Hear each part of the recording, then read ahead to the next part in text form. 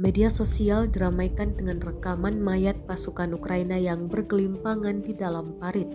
Rekamannya ramai beredar di Telegram pada Sabtu 10 Desember 2022. Tentara Rusia tampak menyisir parit, sekaligus merekam penampakan mayat pasukan Ukraina tersebut. Mereka memastikan keberadaan pasukan Ukraina yang tersisa pasca diserang rentetan artileri.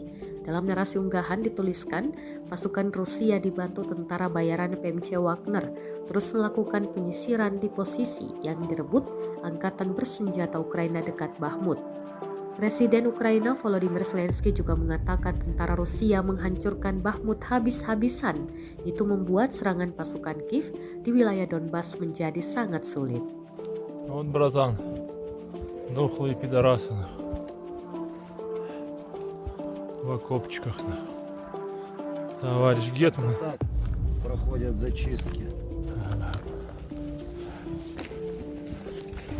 Дохлые пидоры.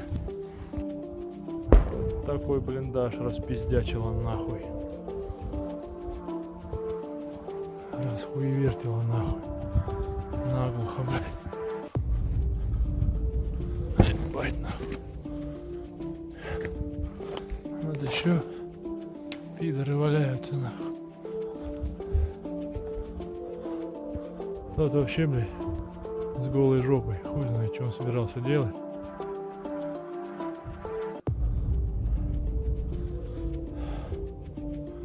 Короче, как-то так, нахуй, братан.